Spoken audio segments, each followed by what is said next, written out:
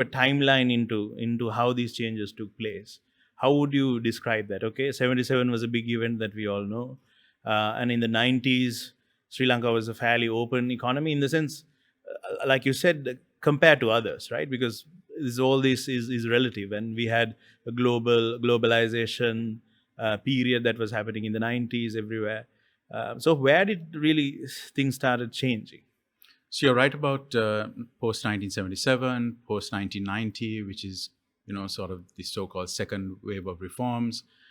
And then I must say, the heightening conflict, the armed conflict, did suck up a lot of oxygen in the room in terms of both policy attention, but also resources, right? So financing of new initiatives that could have promoted exports, improved our borders, attention that policymakers and public officials had. So I think that was also in large part. But throughout that time, we were still broadly outward oriented. There weren't overt protectionist policies. We kept tinkering on the margins, and a lot of it was to do also with taxation, the need to collect revenue from this easy base of indirect taxes at the border. But something changed in the mid 2000s and latter part of 2000s, where the political establishment at the time and the party orientation, personalities in government had a very different economic ideology. And in a way, it was oxymoronic, because on one hand, we heard about these 5 hubs, some of which were, arguably outward oriented in nature or needed to be. But at the same time, we saw a trade policy that was slowly becoming more skewed to supporting domestic industry. Right.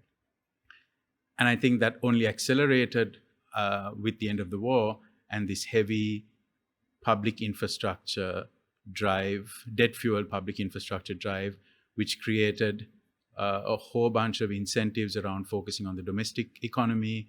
You had an emergence of new firms that were making a lot of money from focusing on the domestic non-tradable sector.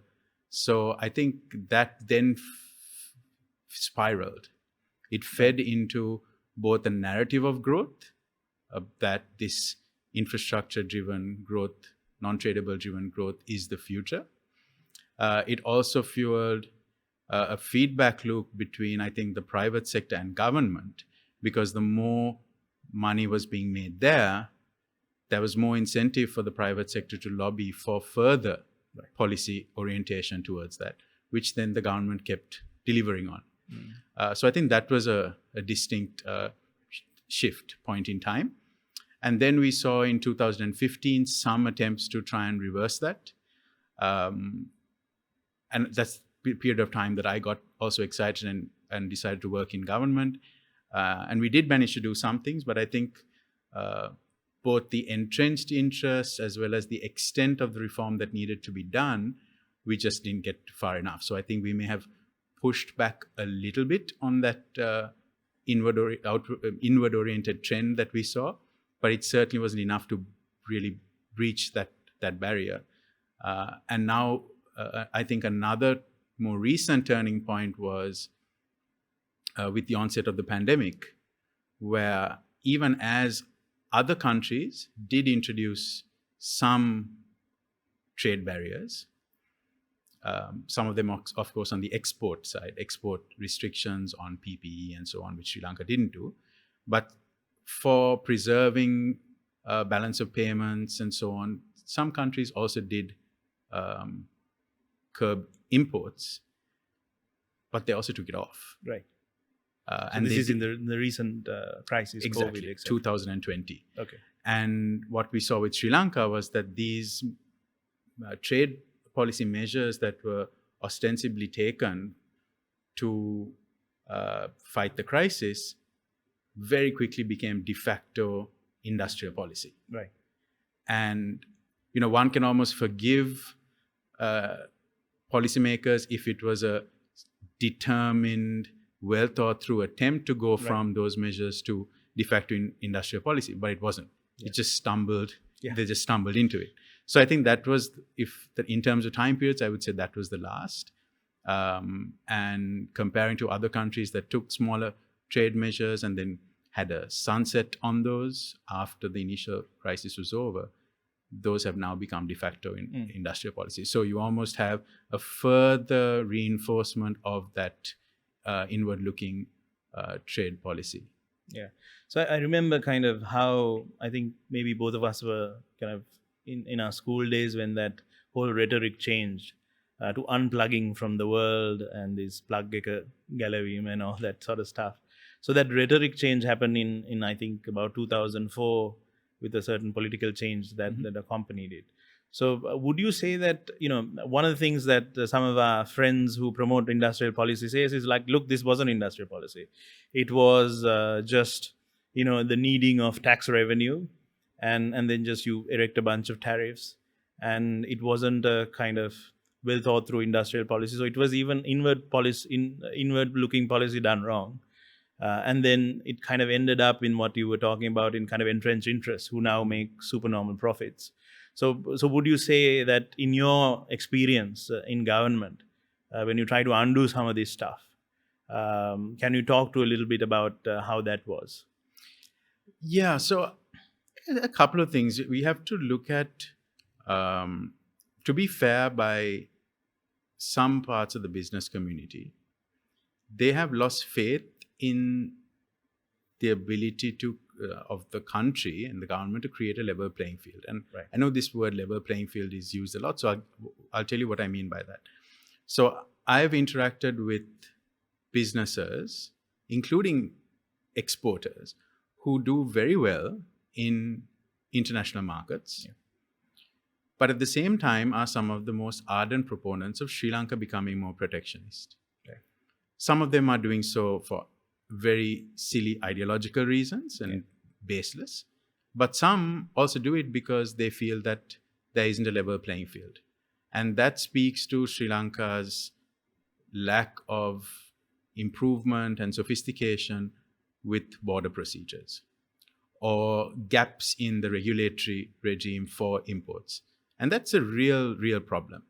So, for example, when Sri Lanka moved to the NMRA, the NMRA Act, National Medicinal Regulatory Authority, Act, and that came from the Cosmetic Devices and Drugs Authority Act. It became NMRA.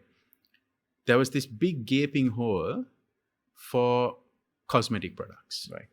So the drafters, the public officials who came up with that change kind of forgot about that. So we saw a lot of manufacturers in that space of cosmetics and related products pushing back on any trade reform, any outward orientation, because they were angry about this one piece.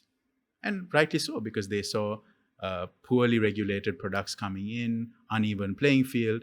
So that narrow experience then informed their overall view, perception, attitude towards trade in general. Right.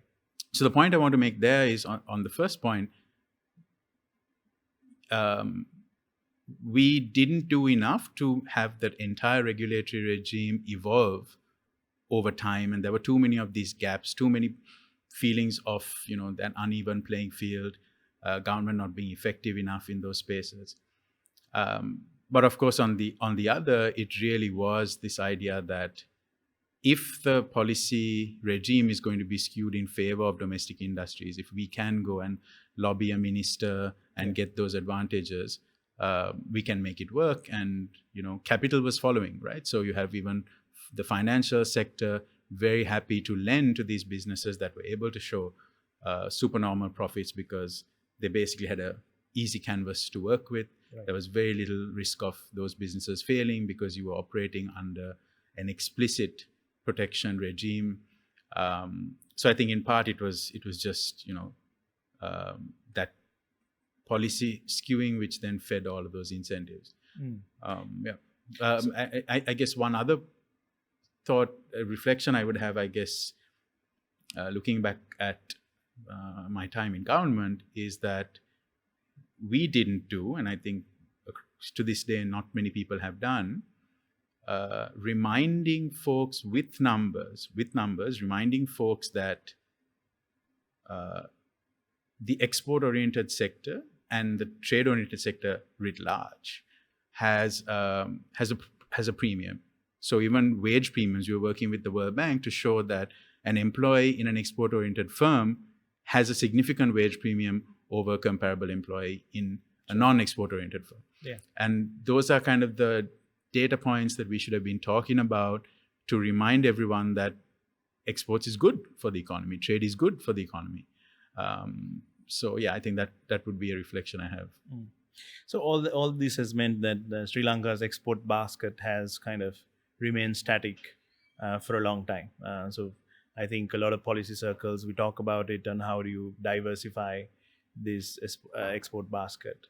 So now that we are in the situation we are in, how do you kind of move forward? What are some of the tools that are available for policymakers to basically get out of this rut? So before I get to what are some of those tools and initiatives, the first thing to set out is that at a headline level, you're absolutely right. There's been very little diversification. So if you just simply look, and I'd encourage everyone to use this very easy tool that the Harvard Center for International Development developed. It's called the Atlas of Economic Complexity, and you can easily map over a time period across countries how that export basket has changed. And you compare Sri Lanka's to, say, Thailand or Vietnam. Over 20 years, the picture has dramatically changed. Right. From agricultural goods to light manufacturing to high value manufacturing in electronics and so on. In Sri Lanka, that picture has changed very little, certainly not as dramatic. But at the margin, there has been diversification. Right. So now, thinking about the kind of products that Sri Lanka exports, you have Sri Lankan exporters in automobile and electronics global supply chains, manufacturing for some of the biggest companies in the world. We have even within traditional sectors. So I think that's a cautionary note when you look at some of these maps. Even if you are in a traditional sector, say coconut or spices, but you're doing very high-end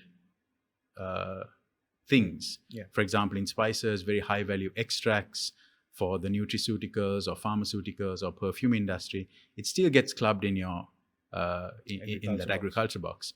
So I think within some of the traditional segments, at the margin, Sri Lankan companies have diversified. And even outside of those sectors, Sri Lanka companies have diversified going into electronic components, automobile components, and so on. But it's not the norm, right? It's somewhat of the exception. In terms of moving forward, drawing from what we see there, a big determinant has been FDI, export-oriented FDI, either greenfield or joint ventures. I think moving forward, the number one priority has to be, in order to see the kind of dramatic shift that we see with our competitors, bringing in export-oriented FDI to partner with Sri Lankan firms or greenfield who will take us into these new diversified product categories, into new global supply chains. And I think that's where, as much as the trade policy has been skewed inward, I think FDI policy has very much favored, again, domestic non-tradables, property development, real estate, and understanding that the incentives, and here I mean in a crude form, fiscal incentives, the kind of fiscal incentives that are looked at by, say, a market-seeking FDI, like a real estate property kind of project, versus an efficiency-seeking FDI, which is in exports, is quite different. Right. And our FDI promotion agencies and those in charge of that really haven't understood that, and you keep, flogging the same horse. So I would say the first priority is export-oriented FDI. The second is, and I don't have an answer on the how, is unlocking some of the, what I would call inefficient capital that is locked in with very competent Sri Lankan businesses who are focusing on the domestic market. Right.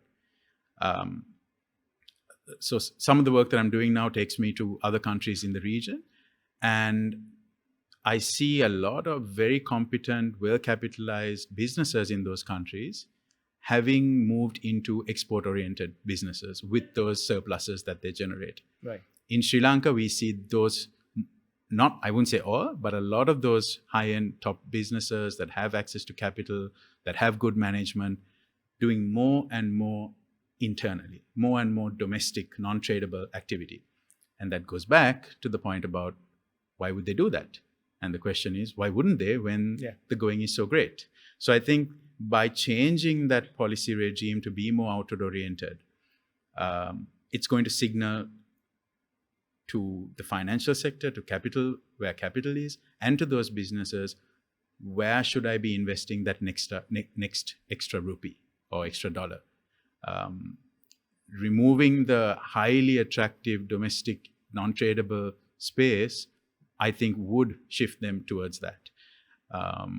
And I think it's a real shame that we have well-run businesses that could perform very well globally, locking their capital in this inward-looking, domestic, non-tradable kind of sectors. Yeah.